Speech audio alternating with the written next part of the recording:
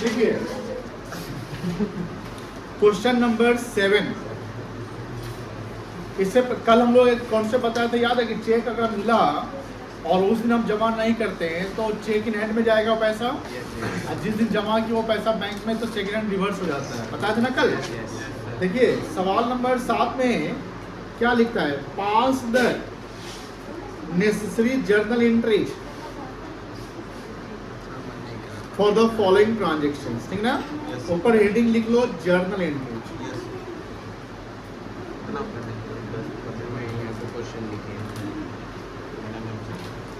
Format में date particulars लिख लेंगे हम लोग।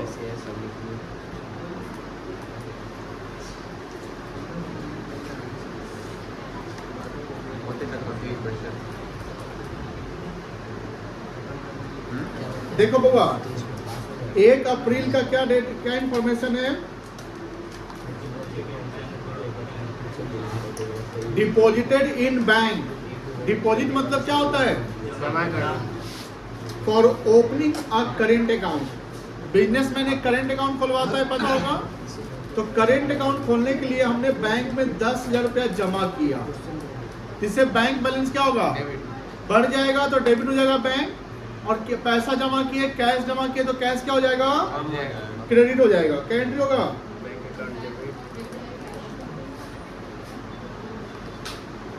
Bank account debit.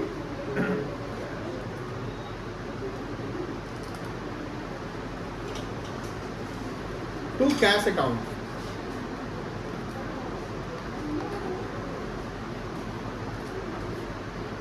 $10,000 being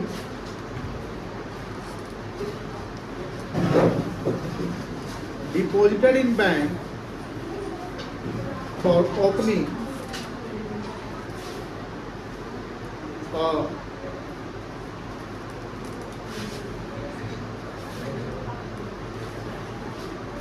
current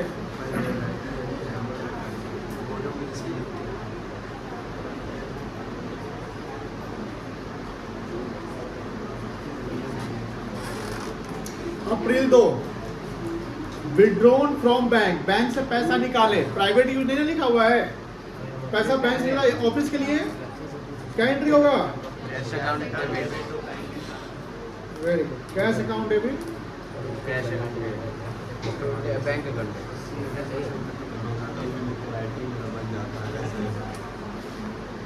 to bank account.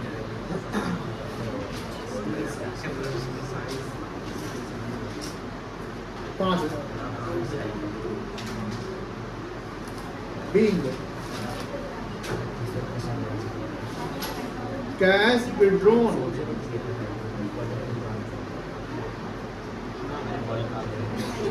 from bank।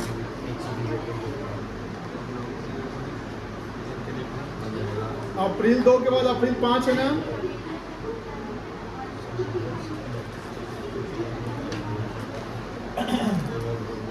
चले आगे अप्रैल 5 का कर लेंगे एंट्री।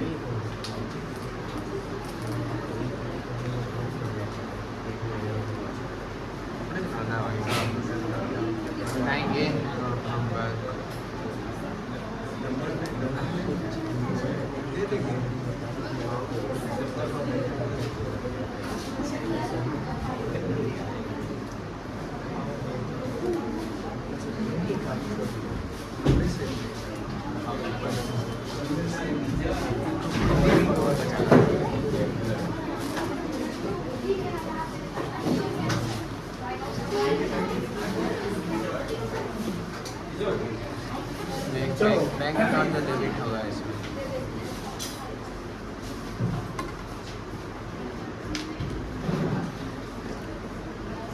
अदर्स 2 मिनट ऑफिस बैठिए, 2 मिनट ऑफिस बैठिए। 5 अप्रैल का क्या एंट्री होगा, 5 अप्रैल का एंट्री बताओ।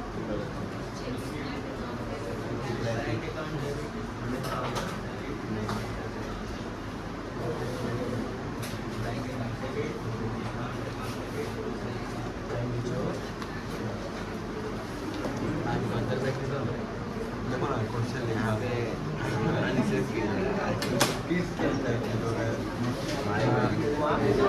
देख सकते हैं क्वेश्चन सात अप्रैल का बेटा, सॉरी 7 अप्रैल नहीं, 5 अप्रैल का क्या होगा? Receive a cheque from Ramesh. Ramesh से हमने चेक रिसीव किया, ठीक है। To whom goods were sold, जिसको हमने गुड्स बेचा था लास्ट ईयर। यहाँ लास्ट ईयर लिखा हुआ है क्योंकि हम लोग अप्रैल में है ना, तो अप्रैल हम लोग का स्टार्टिंग का फर्स्ट मंथ है नेक्स्ट ईयर का, हो सकता है मार्च फरवरी में हमने बेचा होगा। तो उससे हमने उसको हमने सामान कितने का बेचा था? 12,000 रुपए का, और उसने हमसे 1% डिस्काउंट ले लिया।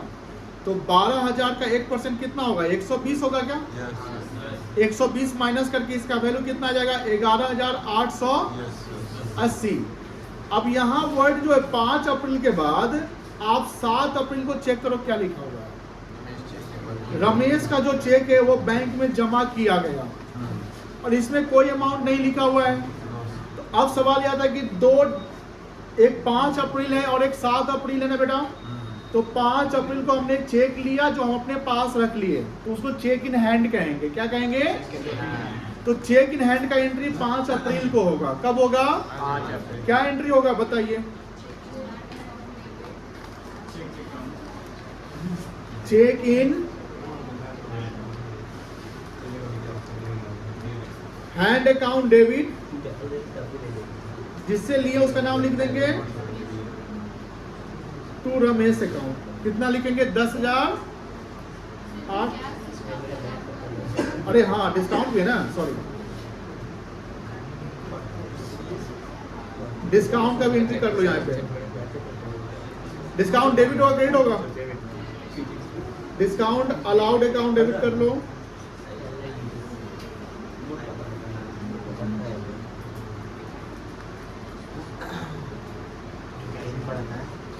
कितना? 130। टू रमेश अकाउंट 12,000 रुपए।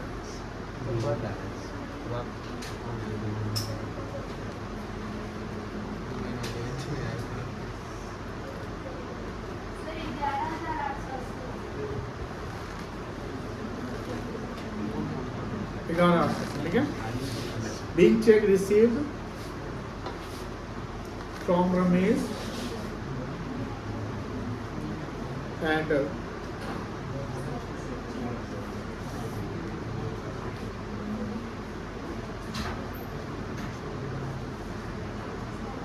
allowed him discount, है ना।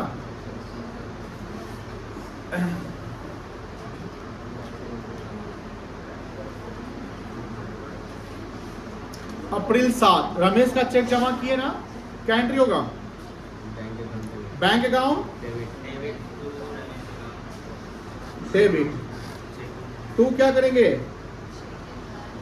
टू रमेश अकाउंट की cheque in hand account. Cheque in है, रमेश ऑलरेडी क्रेडिट हो गया है।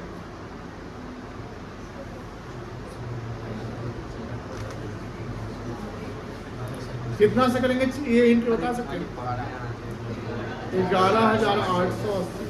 अगर रमेश का चेक डिजॉनर होगा तो रमेश हम कितना पैसा मांगेंगे? फिर से डिजॉनर कॉन्सेप्ट समझाया था ना, 12,000 रुपये मांगेंगे। वहाँ डिस्काउंट रिवर्स हो जाएगा। ठीक है ना बेटा? कल किए थे हम लोग। क्या लिखोगे? नरेशन बीइंग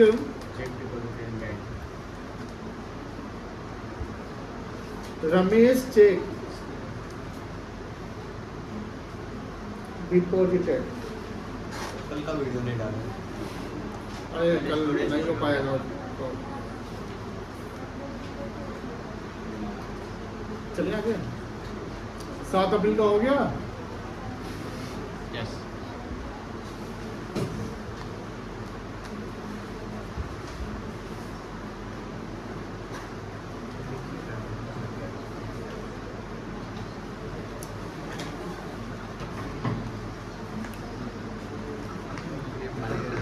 चलिए 7 अप्रैल का बताओ।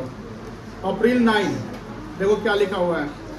रमेश चेक डिजॉनर्ड और बैंक चार्ज 20 रुपया। आप बताइए, रमेश का जो चेक हमने बैंक में जमा किया था वो क्या हो गया बेटा? डिजॉनर्ड हो गया।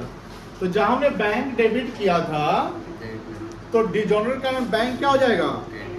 तो यहाँ टू बैंक अभी लिखिएगा नहीं, टू बैंक अकाउंट क्रेडिट करेंगे तो टू बैंक अकाउंट लिख लेंगे। उसमें हम पैसा कितना लिखेंगे बता सकते हैं? 11,880 नहीं, 20 रुपया वो और ले रहा है ना, 11,880 वो है, प्लस 20 चार्ज है ना उसका, कितना आ जाएगा? 11,900। ठीक है। अब रमेश को हमने डिस्काउंट जो अलाउ किया था, तो डिजॉनर का डिस्काउंट क्या करेंगे हम? रिवर्स कर देंगे। तो 2 डिस्काउंट अलाउड, 2 समझ में आ रही है ना?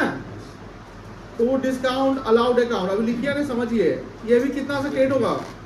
जितना हमने उसको डिस्काउंट दिया था। अब मुझे बताओ रमेश से हम पूरा पैसा कितना मांगेंगे?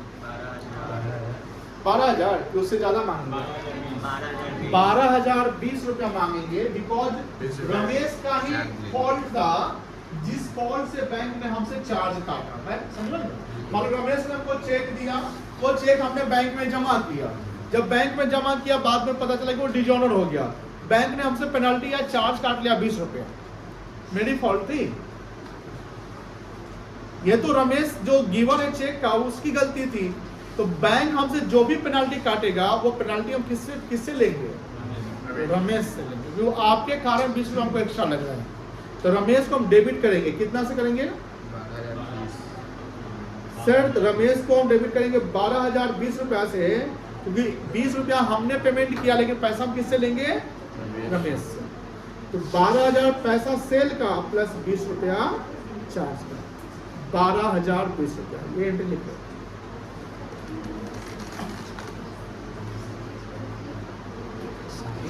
Big Ramesh check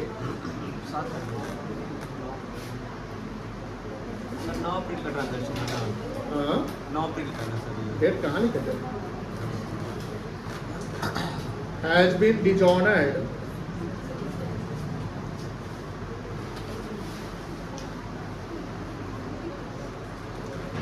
and bank charge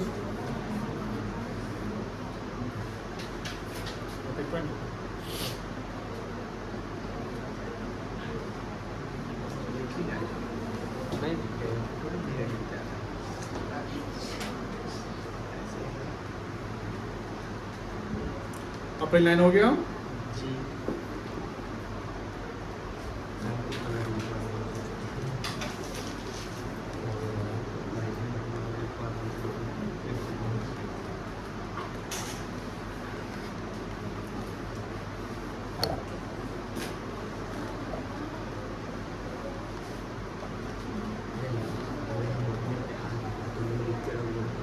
चले आगे। आना है तो आना, मैम को क्या बोले तो कॉपी पे लिखो। टाइम पे जनरली इसके खाना है।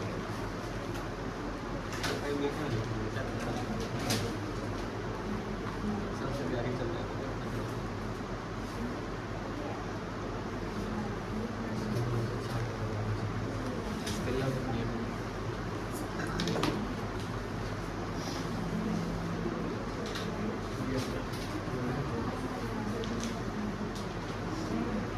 अप्रैल 9 के बाद 20 अप्रैल देखो, रमेश से हमको कितना पैसा लेना था? रमेश से हमको लेना है 12,020 रुपया।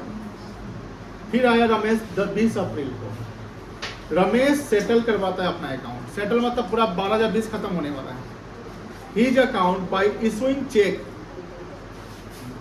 Including 60 for interest. आप देखो ध्यान से, बहुत डिले कर दिया ना रमेश। तो जब कोई कस्टमर से हमको पैसा लेना हो और टाइमली पेमेंट नहीं करता है, वो डिले करता है, तो हम उसे इंटरेस्ट चार्ज करेंगे। क्यों इंटरेस्ट चार्ज करेंगे पता है? अगर मान लो 10 अप्रैल 7 अप्रैल को हम चेक जमा कर दे रहे थे, तो 7 अप्रैल से 20 अप्रैल के बीच में जो गैप है, उसमें हमको तो बैंक से इंटरेस्ट मिल ही जाता ना पैसा जमा करने पे। लेकिन वो पैसा चेक तो बाउंस हो गया, रमेश दिया नहीं, रमेश लेट से आ रहा है। तो रमेश बोलता है कि ठीक है भैया 12,020 तो आपका वो हम देंगे ही देंगे, 60 रुपये हम आपको और एक्स्ट्रा क्या दे रहे हैं? इंटरेस्ट। तो मुझे बताइए रमेश से कितना मिल रहा है टोटल? 12,100। लेकिन यहाँ क्या लिखा हुआ है? 12,080। इसका मतलब ये है कि जो 20 रुपया है ये, वो ऑलरेडी उसने पेड कर दिया पहले से। तो अब यहाँ बात हो रही है कि जो 12,080 जो हमको रमेश से मिल रहा है, इसमें 60 किस चीज का है? इंटरेस्ट का। मुझे बताइए फर्म के लिए इंटरेस्ट इनकम है कि एक्सपेंस है? इनकम है। इनकम है तो इंटरेस्ट क्या करेंगे? क्रेडिट की डेबिट? क्रेडिट करेंगे। क्या करेंगे बेटा? क्रेडिट करेंगे 20 अप्रैल का। वो चेक दिया है ना, तो बैंक अकाउंट क्या हो जाएगा? बोलो।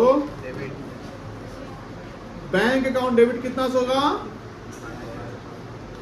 2। रमेश अकाउंट कितना था? 12,020 ना बेटा? 2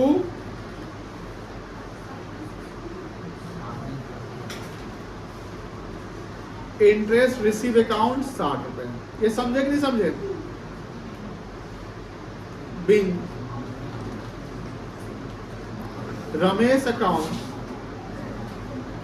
had settled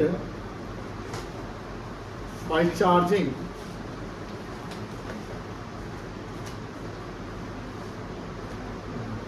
interest.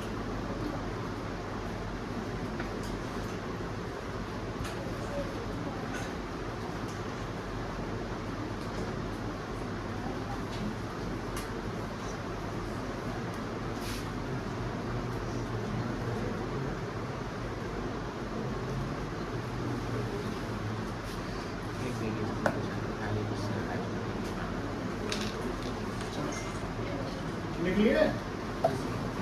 ये समझे कि नहीं समझे? ये वाला पॉइंट 20 अप्रैल का नहीं समझे लगता है। गुड।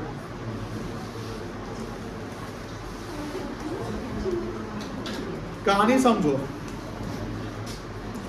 रमेश के यहाँ हमने रमेश को कितने का सेल किया था?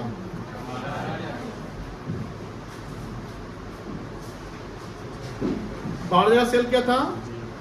प्रीवियस ईयर में सेल किया था, बोलो हाँ है ना?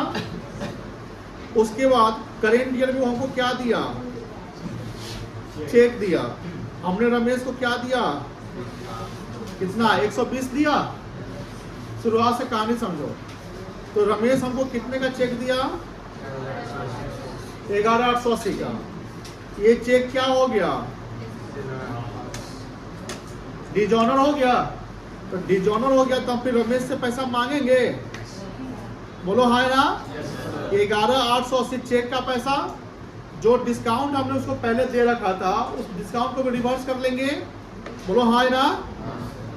डिस्काउंट 120 रुपया, और बैंक हमसे 20 रुपया का चार्ज काटा था, वो भी चार्ज हम किससे लेंगे? रमेश से लेंगे।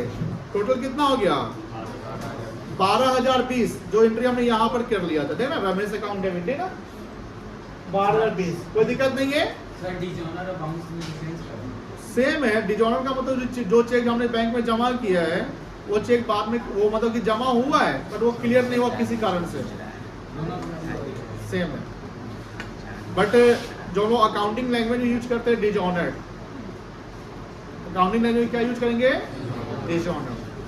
अब यहाँ समझो कि 12,020 हमको रमेश से लेना है। रमेश इसका डिले पेमेंट कर रहा है। क्या कर रहा है बेटा? डिले समझ रहे ना? तो हम उससे क्या चार्ज कर रहे हैं? कितना रुपया? 60 रुपया। उसका पूरा पैसा कितना वो हमसे सेटल करवाया? 12,080। ये हिसाब हुआ। हिसाब करना समझा पड़ेगा।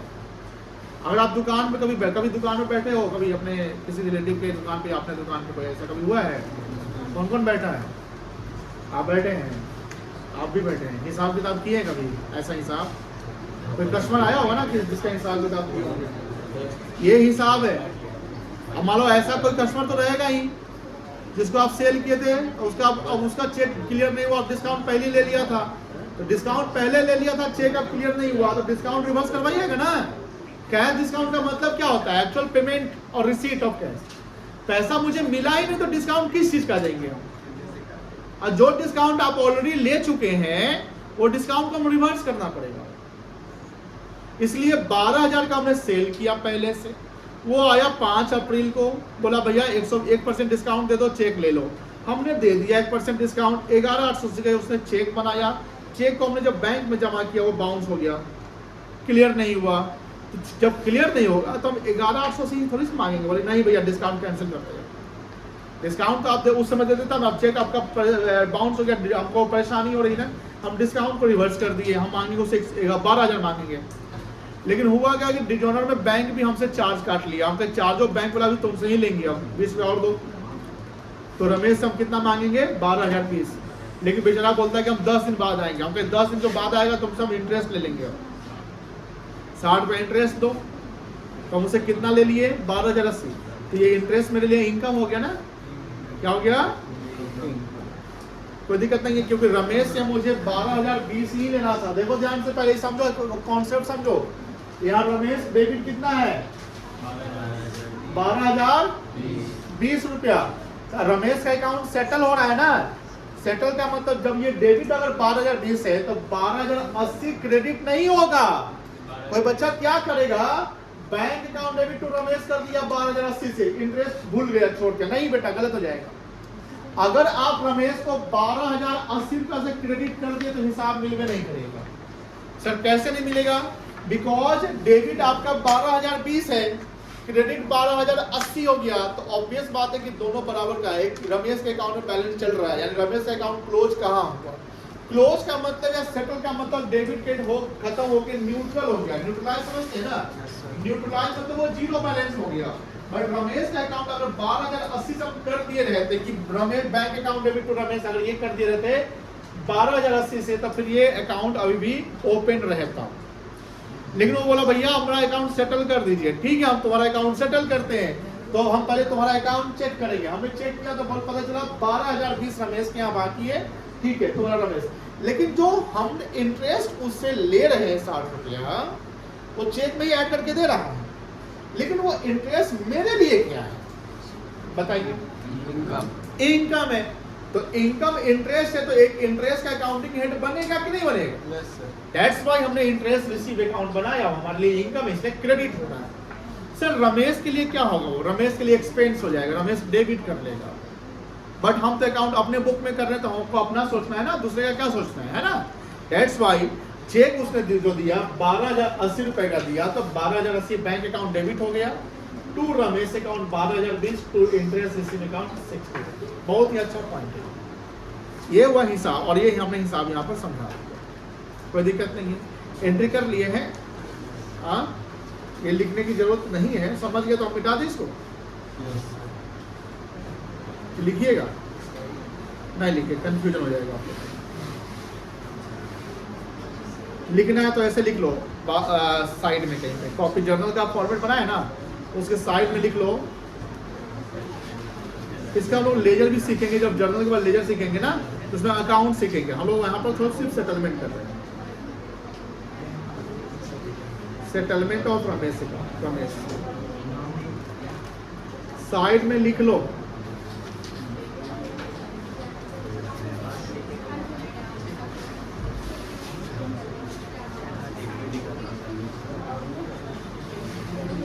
Due from Ramesh,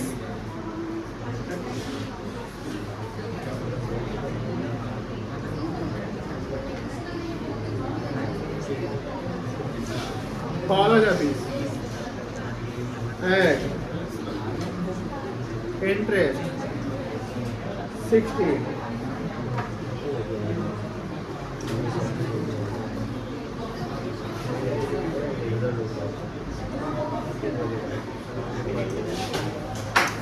received a check from Ramesh.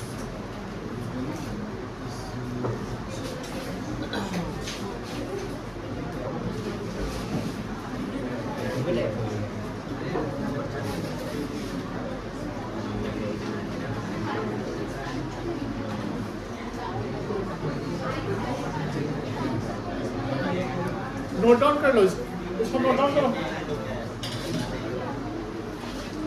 ये मोबाइल क्यों चल रहा है। चलो अप्रैल 20 के बाद 21 अप्रैल का ट्रांजेक्शन देखो, ए पीछे बात नहीं बेटा। 21 अप्रैल देखिए, कैश ध्यान से देखना, cash directly deposited by Raja a customer, customer debtor होता है कि क्रेडिटर होता है? Debtor into the bank account, क्या एंट्री होगा? कैश जो है आपको, कैश आपको मिला है किसी ने डायरेक्ट वो बैंक में जमा कर दिया। मान लो कि कोई राजा नाम का कस्टमर, जैसे मान लो मेरा बिजनेस मुजफ्फरपुर में चल रहा है और एक राजा नाम का डेटर है, कस्टमर है, वो मोतिहारी का है और उससे हमको पैसा लेना है, उससे हमको पैसा मान लो 8,000 लेना है। अब हम कहते हो 8,000 रुपये हमको दो, वो दरअसल हम यूपीआई ऑनलाइन नहीं चलाते हैं, तो हम कहे आकर दे दो। अब बोलेगा सर मोतिहारी से हम आएंगे फिर जाएंगे, मेरा खर्चे पड़ जाएगा 500 रुपया। ऐसा करते ना, आप अपना अकाउंट नंबर दे दीजिए और हम वहीं के ब्रांच में कैश जाके डलवा देते हैं। ऐसा हो सकता है नहीं हो सकता है? तो हमने अपना अकाउंट नंबर दे दिया, मान लो SBI का जो भी है, वो SBI के ब्रांच में मोतिहारी ही गया लोकल ब्रांच में और वहां पर 12,000 8,000 रुपया उसने क्या कर दिया, मेरे अकाउंट में कैश जमा कर दिया। तो कैश जो जमा किया, जमा करने वाला कौन है? राजा है। तो राजा का अकाउंट हम सेटल करेंगे ना 8,000 रुपए से। और राजा गिवर है कि रिसीवर है? तो राजा क्रेडिट हो जाएगा। अब पैसा कहाँ जा रहा है? बैंक में। बैंक रिसीवर है या बैंक बैलेंस मेरा क्या हो रहा है? बढ़ रहा है। तो एंट्री क्या बनेगी? Bank account debit to Raja account, bank account debit to cash account नहीं होगा। चलिए अप्रैल 21 का लिखें।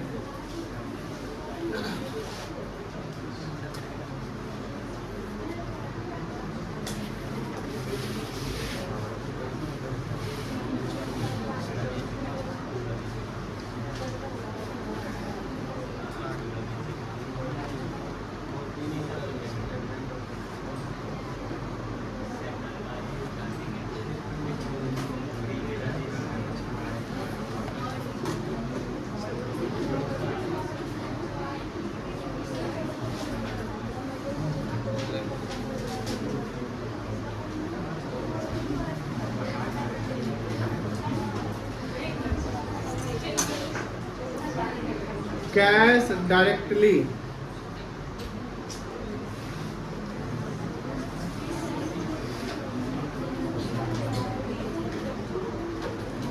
Deposited by Raja bank.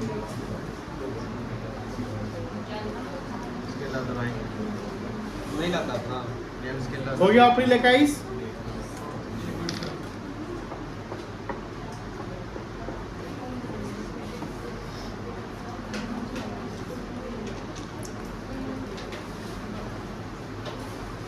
चलिए 22 अप्रैल है क्या? 23 अप्रैल। ध्यान से देखना, बैंक ड्राफ्ट, बैंक ड्राफ्ट समझते हो क्या होता है? बैंक ओवरड्राफ्ट समझते हैं। गलत हो गया। किसी को पता है बैंक ड्राफ्ट क्या होता है? नहीं जानते हैं? देखो ए बुआ, देखो ध्यान से। एक होता है चेक। चेक आप सब लोग जानते हैं। चेक जो बैंक आपको पहले से इशू कर देती है आपके करेंट अकाउंट बैंक अकाउंट पे, जो आपके पास चेकबुक आ जाता है, उस चेक का यूज आप कब करते हैं? पैसा बैंक से निकालने के लिए, किसी सप्लायर को पैसा पेमेंट करने के लिए। चेक आप जानते हैं। एक होता है बैंक ओवरड्राफ्ट। बैंक ओवरड्राफ्ट कोई इंस्ट्रूमेंट नहीं होता है। बैंक ओवरड्राफ्ट एक अकाउंट होता है जिसको हम लोन अकाउंट के नाम से समझते हैं। ये लोन होता है। क्या होता है?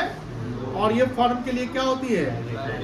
लायबिलिटी। मतलब ये पैसा ओवरड्रोन होता है। ओवरड्रोन मतलब कि जितना पैसा है उससे ज्यादा हमने ओवरड्रोन कर लिया है। और ये कौन अकाउंट में मिलता है?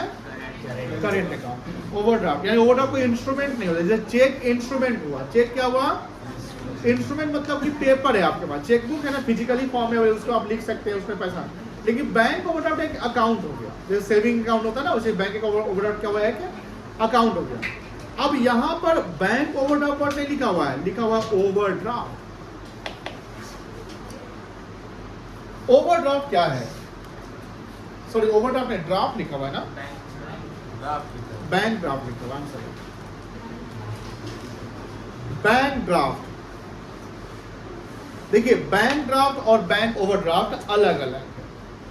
Bank draft similar to cheque होता है, बट बैंक ड्राफ्ट जो होता है वो इसलिए बनवाया जाता है कि किसी को हम जब पेमेंट करेंगे तो बैंक में जाएंगे और बैंक में हम पेमेंट, बैंक को हम पैसा देंगे कि इसके नाम से, यानी जिसको पैसा देना है, जिसको पैसा लेना होता है ना, जिसको पैसा मिलता है उसको हम पेई कहते हैं। क्या कहते हैं? पेई, PAYEE, पेई। पेई मतलब पैसा पाने वाला। जैसे अकाउंट पेई चेक सुने होंगे। पेयर मतलब पैसा देने वाला, पेयर मतलब पैसा देने वाला, और पैसा लेने वाले को पेई कहते हैं, PAYEE। तो जिसको पैसा हमको देना है, दैट इज कॉल्ड पेई, उसके नाम से हम बैंक ड्राफ्ट बनवा लेते हैं। पहले ऐसा होता था, आज से 10 साल 15 साल पहले ऐसा खूब होता था।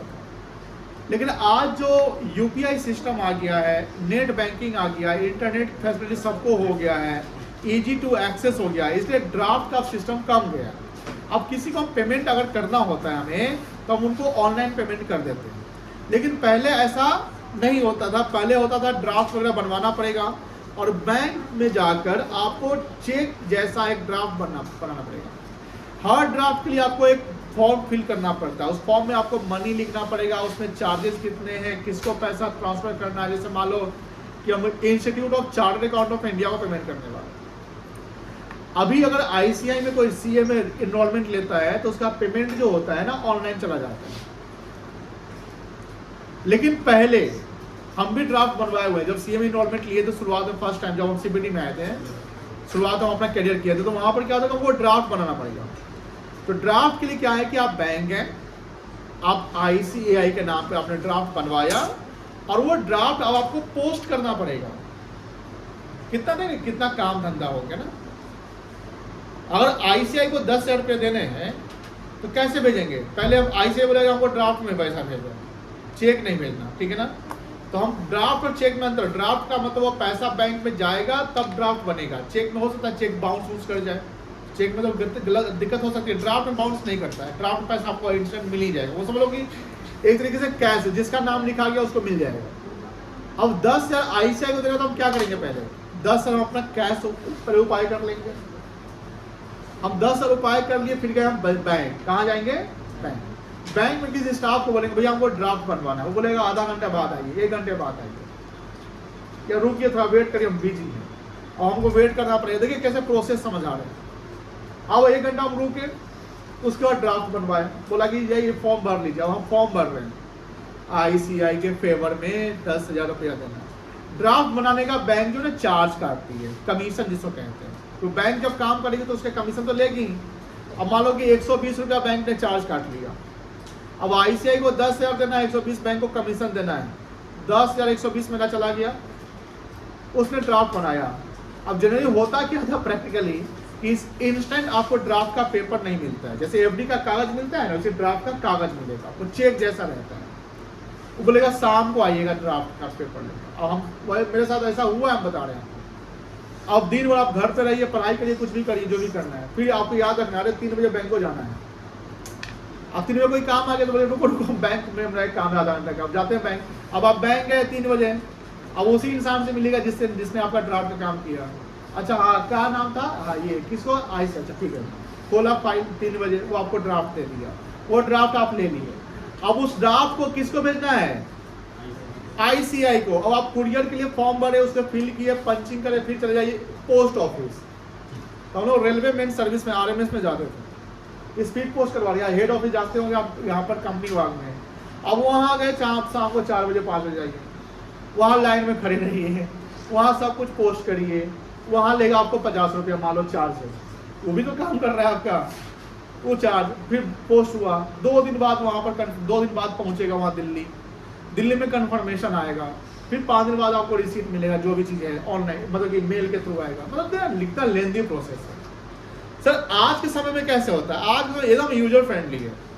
लैपटॉप खोलिए, मोबाइल खोलिए, iPad खोलिए, एंड सारा फॉर्म ऑनलाइन फिल करिए। सारा फॉर्म फिजिकल भेजना ही नहीं है, पेपरलेस वर्क हो गया, इतना इकोनॉमिकल फास्ट हो गया। आधे घंटे में सारा काम आपका हो गया। पेमेंट करना, UPI है, स्कैनर है, या स्कैन कर दीजिए, क्रेडिट कार्ड है, क्रेडिट कार्ड से पेमेंट कर दीजिए। ना ड्राफ्ट बनाना है, ना आपको हेड पोस्ट ऑफिस जाना है, ना आपका टाइम लगेगा। तो तो आज ऑनलाइन जो सिस्टम आया है वो कितना फायदेमंद है, इसके एडवांटेजेस समझ लो। टाइम सेविंग हो गया, पेपर सेविंग हो गया, एफिशिएंटली काम हो रहा है, एफर्ट का सेविंग हो रहा है, इन्वायरमेंट भी आपका साफ सुथरा है। और जितना समय आपका बचा, क्योंकि time is money, time is what, अगर समय आपने जो बचाया उस समय को कहीं और लगा के तो पैसे कमा सकते हैं ना। That is the draft. The concept of draft is very, मतलब कह सकते हैं ना कि ड्राफ्ट का सिस्टम जो पहले हुआ करता बड़ा कॉम्प्लेक्स प्रोसेस था।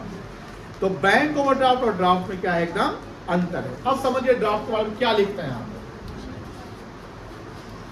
बैंक ड्राफ्ट गॉट इशूड, देखो ध्यान से, जो मैं भी कहानी बताया ना वही कहानी है। हमने बैंक ड्राफ्ट को पाया, हम किसको इशू करेंगे, in favour of, in favour of मतलब जिसको पैसा भेजना है, जिसको पैसा मिलेगा, इसको पे ही कहते हैं। क्या कहते हैं, पे। M/S, इसको क्या पढ़ेंगे, मेसर्स लाल एंड सन्स 5000। अब यहाँ बैंक चार्ज कितना लिख दिया।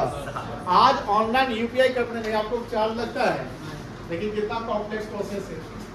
ऐसे थोड़ी बैंक ओवरड्राफ्ट, इसके लिए समय भी लगे। एक स्टाफ आपका काम, मालिक की अब बिजनेस का जो मालिक होगा, दुकान का मालिक, वो तो बैंक में न जाएगा, फिर काम होगा कैसे।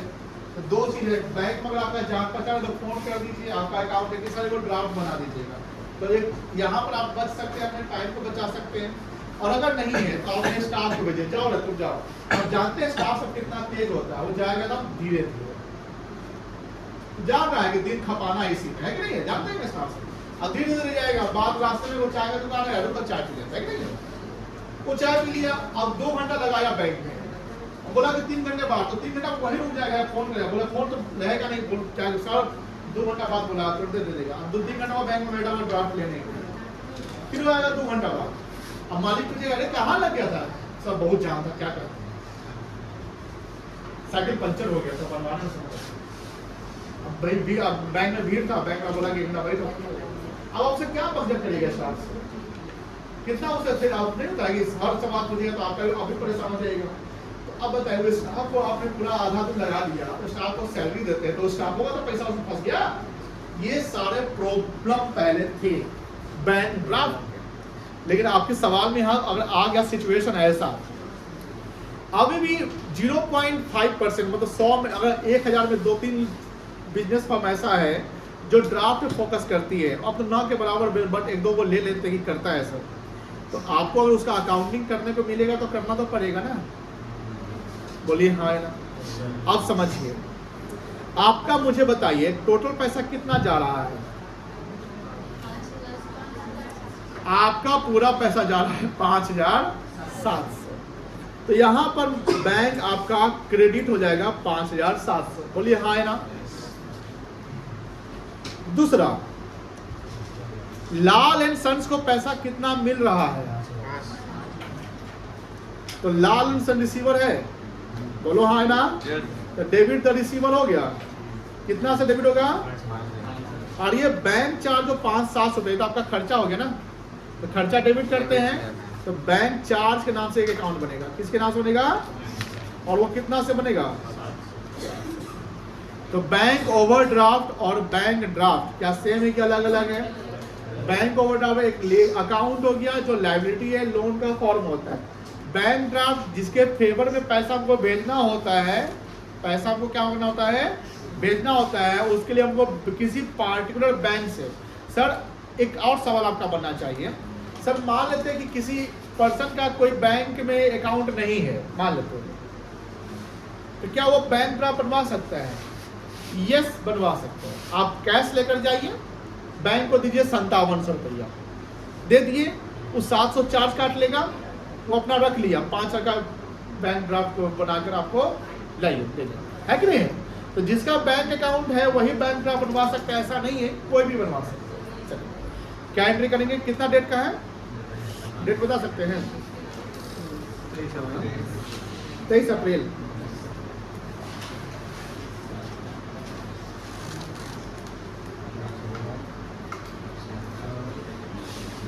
Messrs Lal and sons account debit 5000,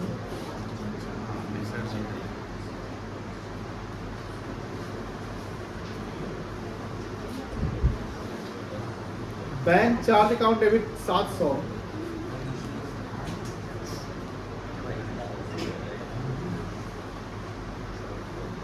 to bank account 5700 being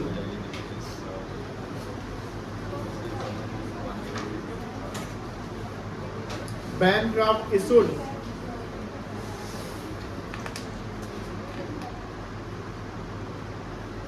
in favor of Messrs. Lal and Sons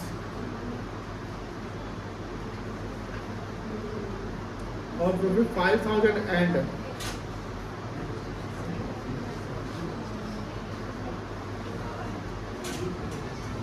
bank charge रुपये 700।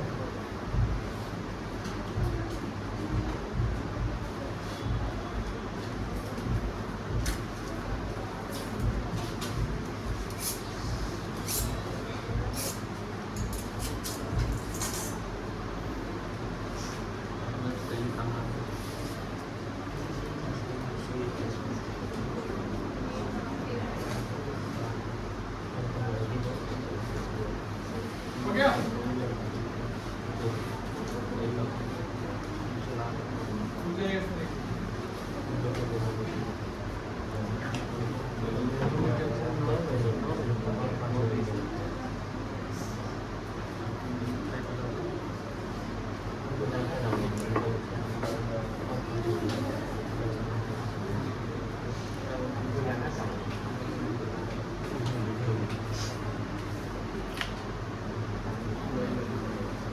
चलिए आगे।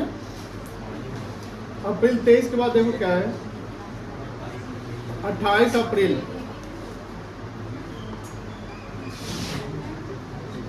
a check of rupees 4,000 due after 1 month। एक किसी कस्टमर के यहाँ मेरा 4,000 रुपया बाकी था जो 1 महीने बाद ड्यू होने वाला है। इसका मतलब क्या है बता सकते हैं? चेक का वैलिडिटी खत्म नहीं,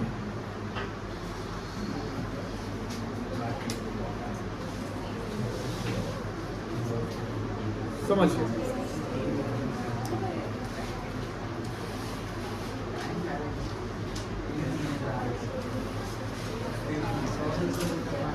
ये समझो इसको पहले।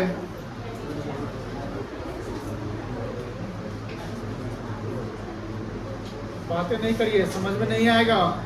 एंट्री लिख लीजिएगा, समझ में नहीं आएगा। टेस्ट होगा तो गलती कंफर्म करिएगा। कहाँ कहाँ गलती करिएगा मैं बता रहा हूँ। गलती आप लोग रमेश वाले में कर सकते हैं, सेटलमेंट तक गलती हो सकती है। फिर मेसर्स लाल सन्स का ये भी गलती कर सकते हैं और ये भी गलती कर सकते हैं। ये 7 नंबर सवाल जो है वो आसान सवाल नहीं है जर्नल का। हर जगह जो है ना टेक्निक है। अब कोई मान लो बनाया है, ठीक है, सही बनाया है, गलत बनाया जो भी है, लेकिन कुछ बच्चे ऐसे भी मिलेंगे वो करते क्या ना, गूगल कर लेते हैं। पॉज नहीं कर दीजिए या चैट जीपीटी। देखिए आप में से कोई बच्चा चैट जीपीटी या गूगल कर रहे हैं इसका आंसर ढूंढने के लिए ना, तो वो नहीं करिएगा। वो इमरजेंसी नहीं कि एग्जाम में लिखना ही और नहीं लिख पाएंगे तो फेल कर जाएंगे या कहीं जवाब देना। आप यहाँ सीख रहे हैं ना, तो सीखने के लिए हमको स्ट्रिक्टली स्लोली चलना है, हम धीरे धीरे आराम से चलना है, हर चीज को डिस्कस करना है। ये 7 नंबर सवाल को हम चाहे तो 10 मिनट बना दें, खत्म करा दें, बेटा लिख लो जल्दी जल्दी, एंट्री मार लो। आप लोग भी कर लोगे, फिर समझोगे क्या, सीखोगे क्या। जब हम समझा रहे हैं तो समझना होगा, बतियाना नहीं है बेटा। Don't be expert. कभी हम बताए थे कि क्लास में एक्सपर्ट कौन होगा, तो टीचर होगा। कोई भी डाउट है टीचर से पूछना है। आपस में कोई एक्सपर्ट नहीं बनिएगा। क्लास ओवर हो जाए एक्सपर्ट बन जाइए। जो भी प्रॉब्लम है यहाँ पूछेंगे, समझ गए ना। काफी इंपॉर्टेंट पॉइंट है ये। आज का लेक्चर बहुत इंपॉर्टेंट है, क्योंकि आप जो एंट्री सीख रहे हो आसान एंट्री नहीं है। अब क्यों नहीं आसान है? जब 12th में तुम चले जाओगे ना, 12th में जब वहां ये सवाल डाल देंगे, कंफर्म गलती करोगे, कंफर्म गलती करिएगा।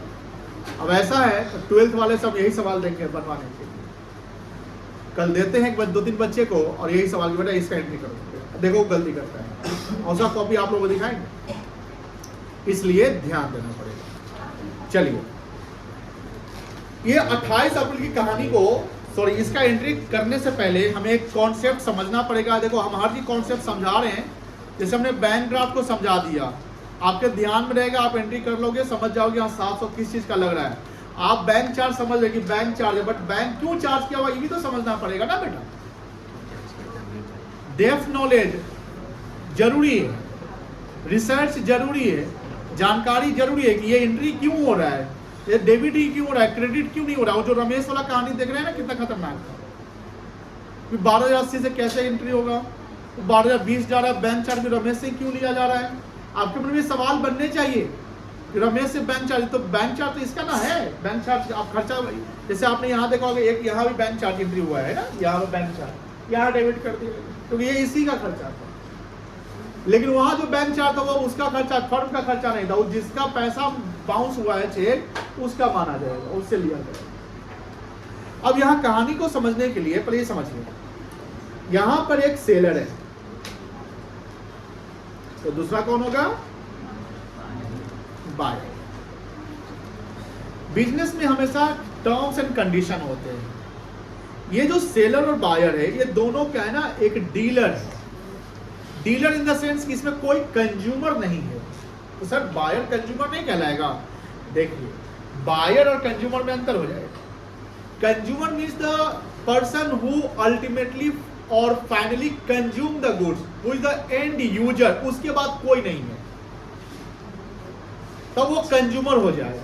जैसे आपके घर में जो सामान आ रहा है वो आपके कंजम्पशन के लिए आ रहा है, आपके यूज के लिए आ रहा है, तो आप कंज्यूमर कहलाएंगे एंड आप बायर भी कहलाएंगे।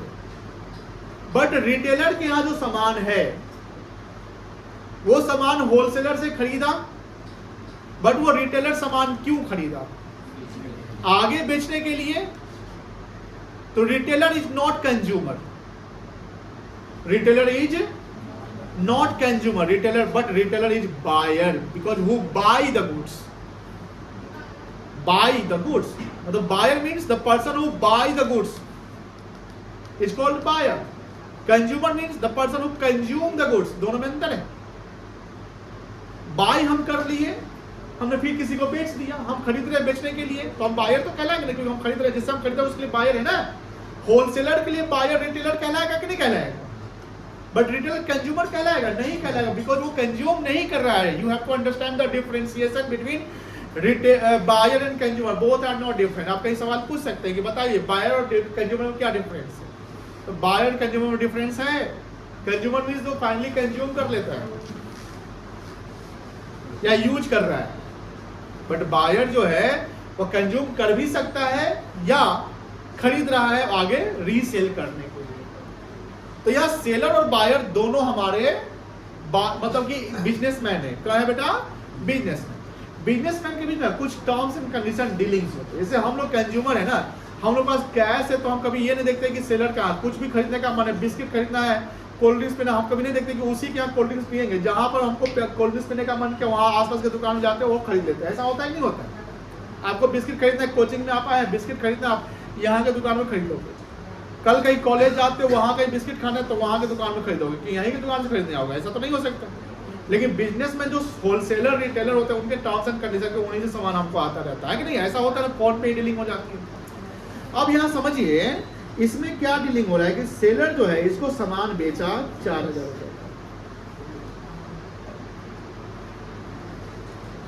क्रेडिट सेल किया, और क्रेडिट सेल किया मान लो आज है 11/10 मान लो 10/7/25 को, और बोला कि हम 2 महीने के क्रेडिट, 2 महीना नहीं 1 महीना कर दो, 1 महीने के क्रेडिट पॉलिसी बेचते हैं। 1 महीने का क्रेडिट मतलब कि 1 महीना बाद आपको पेमेंट कर देना है। इसमें ना जनरली क्या होता है ना कि जब इसका ड्यू डेट निकालेंगे, ड्यू डेट फॉर पेमेंट निकालेंगे ना कि पैसा आपको कब मिलेगा, आपने सेल कब किया और कितना महीना का आपने उसको दिया टाइम, तो 10/8/25 आ जाएगा। आखिर पैसा आपको 10/8/25 को मिलेगा कि मेरे मन जनरली क्या होता है ना, उसमें एक ग्रेस पीरियड आता है। ग्रेस समझते हैं, ग्रेस मतलब एडिशन। जब हम 1 महीना कंसिडर करते हैं तो उसमें ग्रेस जो है वो 3 दिन का लिया जाता है। सिर्फ 3 दिन का नियम है, यस 3 दिन का नियम है। सर ये नियम कौन बनाया, पूछिए सवाल, कौन बनाया? या सर आप कैसे पता आपको 3 दिन का ही है, 2 दिन का भी तो हो सकता है। ये जो 3 दिन का डेज ऑफ ग्रेस है एक एक्ट है, नेगोशिएबल इंस्ट्रूमेंट एक्ट, ये जो एक्ट आया था ब्रिटिश इंडिया के समय आया था 1888 में, 1888। वो नेगोशिएबल इंस्ट्रूमेंट एक्ट अभी भी अप्लाई होता है, बट इसमें हमेशा अमेंडमेंट मॉडिफिकेशन होता है। इससे बोला गया कि जब ड्यू डेट आ जाए, मतलब एक महीना जैसे टूट जाए, तो उसी दिन नहीं 3 दिन का आप उसको लिबरल, मतलब 3 दिन का आप उसको गैप दे दीजिए, 3 दिन के बाद मतलब आपको एक्स्ट्रा दे दीजिए। इसको ग्रेस पीरियड कहते हैं। क्या कहते हैं? Grace period. Insurance, life insurance सब होता है ना, हम आपको एक चीज सिखाते हैं, बुद्धि वाला चीज सिखाते हैं, जरूर अप्लाई करवाइएगा, अपने पेरेंट्स को बोलिएगा। जैसे मान लो कि इंश्योरेंस का ड्यू डेट 10 जुलाई है कि आज जमा करना है, एजेंट वाला फोन करेगा या फिर घर आएगा, प्रीमियम जमा कर दिया, ड्यू डेट लास्ट डेट है, ऐसा बोलता होगा मान लेते हैं। जिस दिन लास्ट डेट है उसके बाद आपको बोलेगा कि इंटरेस्ट अगर लेट पेमेंट करेगा पेनल्टी लग जाएगा, इंटरेस्ट लग जाएगा, ऐसा होता है ना। तो जिस दिन LIC का ड्यू डेट आया उसके बाद LIC के कॉन्सेप्ट में वहां पर 30 डेज का ग्रेस पीरियड मिलता है। सर मतलब समझाइए। मतलब ये है कि 10 जुलाई अगर लास्ट डेट है तो 10 जुलाई से 30 दिन आगे चल जाओ, तो जुलाई में 21 दिन आ गया, पूरा महीना खत्म होने के लिए बोलिए हाँ है ना, 21, 10, 31 और हो गया 9 अगस्त, मतलब 8 अगस्त तक आप पैसा जमा कर दीजिए। तो सर इससे फायदा, हम अगर लेट पेमेंट करेंगे तो उसका फायदा है, 30 दिन बाद हम पेमेंट करेंगे तो शांत है, इसलिए मतलब पता नहीं है, फायदा है। आप जो प्रीमियम पेमेंट करोगे बैंक से निकाल कर ही ना जमा करोगे, UPI करोगे वगैरह वगैरह, तो बैंक में पैसा अगर 30 दिन एक्स्ट्रा पड़ा रहेगा तो उसका इंटरेस्ट मिलेगा, वही फायदा है। सर ये कहीं कहीं किसी से करवाए हैं, देखिए हम अपने लाइफ में हमेशा करते हैं, 30 दिन का हमेशा ग्रेस लेके चलते हैं। ICICI वाले हमेशा फोन करेंगे, सर आपका ड्यू डेट, आपके कब ड्यू डेट है? अरे सर इतना, आप ना तो हम 30 दिन जोड़ लेते हैं, आप ना इतने तारीख के बाद फोन कर या चेक कर लेना, वो जमा हो जाएगा, अभी 30 दिन का ग्रेस है ना। हाँ तो वो हंसने लगता है, मतलब सब जानता है, इसलिए जानकारी जरूरी है, फाइनेंशियल नॉलेज जरूरी है। 30 डेज, अब सर 5-7 हज़ार से क्या फर्क पड़ता है? देखिए 5-7 हज़ार से फर्क नहीं पड़ता, लेकिन अगर ये रिपीटेडली किसी ने 16-20 साल के लिए LIC करवाया, अब 20 साल तक यही कॉन्सेप्ट अप्लाई कर दिया 30 दिन का, और जिसके मान लो घर में सभी के LIC है, या जो पैसे वाले जिसका मोटा प्रीमियम लगता है, तो ऑब्वियस बात है इंटरेस्ट अच्छा बना लेगा। या दूसरा कि 30 दिन तक पैसा म्यूचुअल फंड में डाल दो, 30 दिन का स्टॉक खरीद लो, उसके फायदे आ जाएंगे। बट स्टॉक में थोड़ा रिस्क है, नुकसान भी हो सकता है, लेकिन फायदा हुआ तो बढ़िया फायदा भी हो जाएगा। डिपेंड करता है, स्टॉक में तो एक दिन में 20-20% ही फायदा हो जाता है, एक दिन में 20-20% फायदा हो जाता है, कभी कभी लॉस हो जाता है।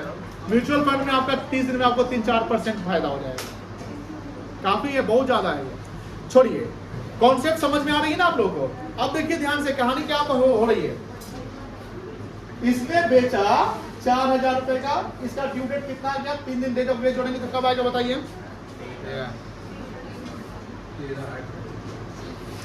13/8/25। एक थोड़ा सा मॉडिफिकेशन करते हैं तब मजा आएगा। इसको 12 जुलाई कर दो, क्या कर दो? 12 जुलाई, तो ये 12 अगस्त आ गया, इसे 3 दिन जोड़ेंगे तो कितना आ जाएगा? सर क्या है मॉडिफिकेशन की है? कुछ आपको लग रहा है कि मॉडिफिकेशन करने का कारण क्या है? क्या डेट है? 15 अगस्त आ गया, आप बताइए।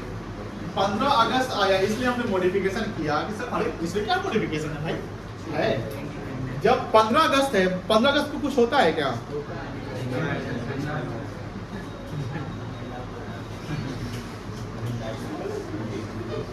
National holiday. अब बताइए सर, 15 अगस्त तो ड्यू डेट बन ही नहीं रहा है। जब किसी भी हॉलिडे का आपको पहले से नॉलेज है, क्या 12 अगस्त को ही पता था ना, सॉरी 12 जुलाई को ही पता था कि 15 अगस्त पड़ेगा 3 दिन बाद, वो 1 महीना प्लस 3 दिन बोलो है ना? I don't seem to be able to get your current location. 12 जुलाई में पता था कि 15 अगस्त को 1 महीना 3 दिन पड़ने वाला है। जिसका नॉलेज आपको पहले से है कि ये नेशनल हॉलिडे होने वाला है, उस दिन हम लोग पता है क्या करते हैं? प्रीसीडिंग डे, प्रीसीडिंग समझते हैं? प्रीसीडिंग डे, प्रीसीडिंग मतलब क्या होता है? पहले वाला। फॉलोइंग डे मतलब आगे वाला। तो प्रीसीडिंग डे इसका क्या आएगा? यही कहलाएगा ड्यू डेट। यही क्या कहलाएगा? Due date. यानी 15 अगस्त जो आपका ड्यू डेट बन रहा है, as we all know that 15 August is a national holiday and उस दिन हमारा बैंक बंद रहेगा, तो बैंक से पैसा मिलने वाला नहीं है, तो हम 14 अगस्त को ही ड्यू डेट मान लेंगे। समझ गए? सर एक और चीज समझाइए ना।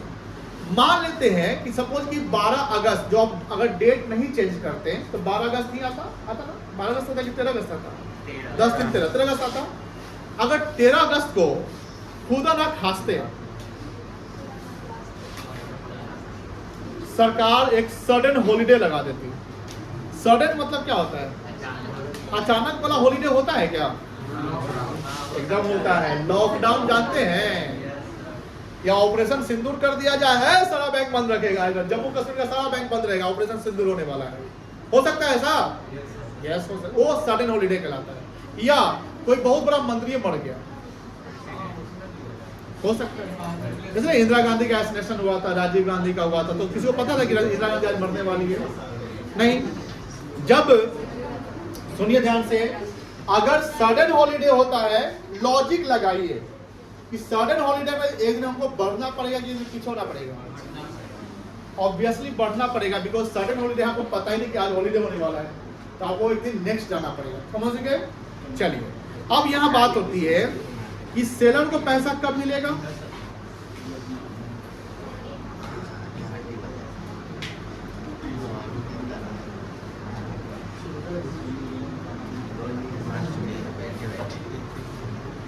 चौदह अगस्त को पैसा मिलेगा?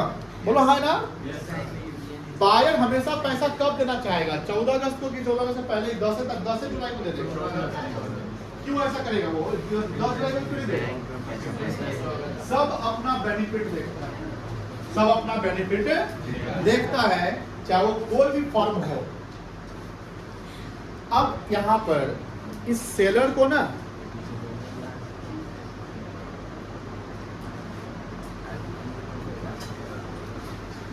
अर्जेंट नीड ऑफ मनी आ गई।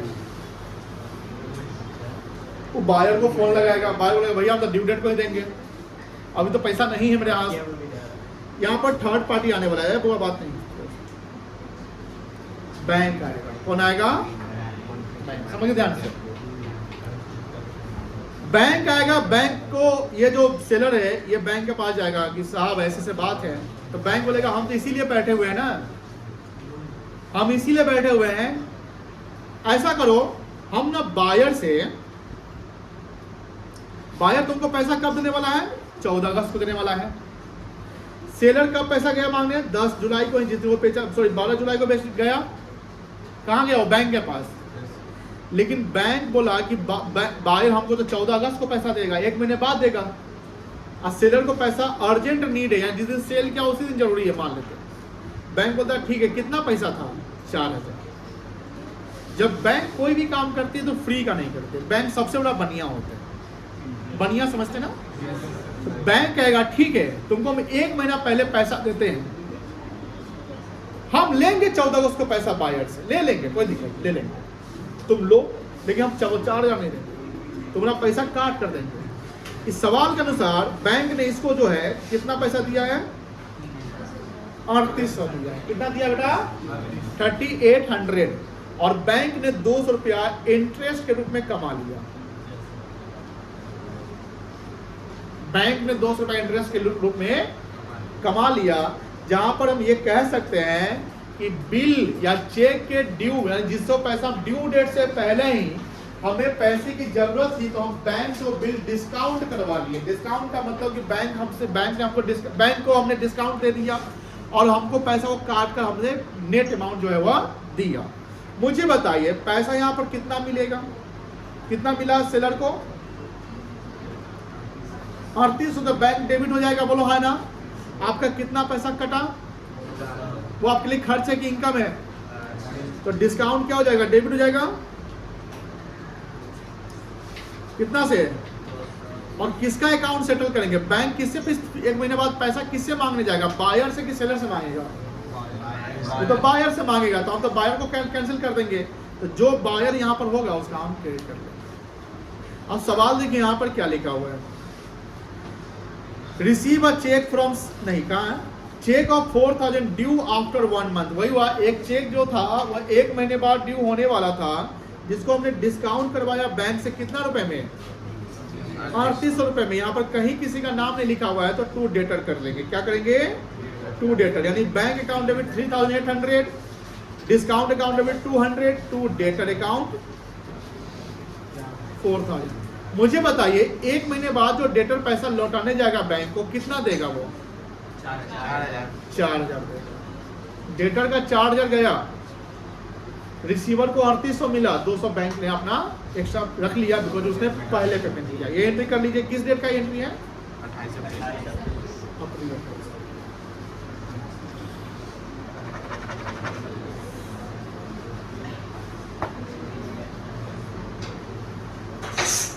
हो गया?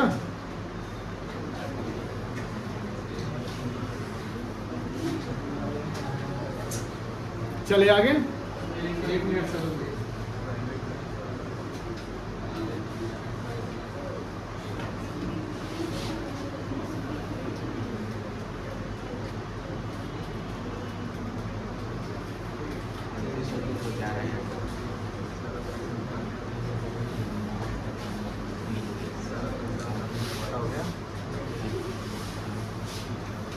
एक और है ना,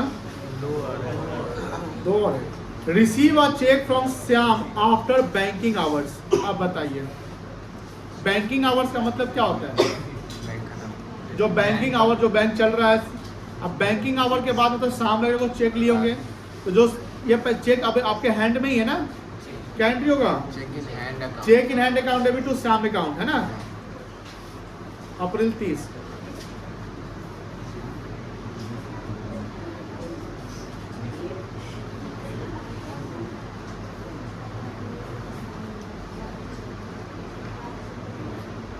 एक 1000 था।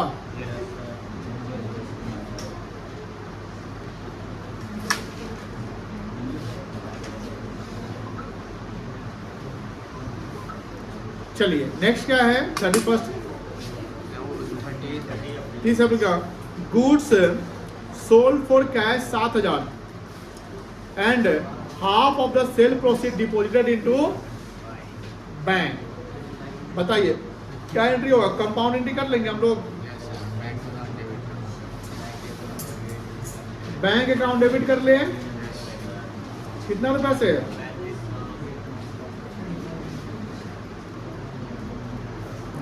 कैश अकाउंट डेबिट कितना से? 2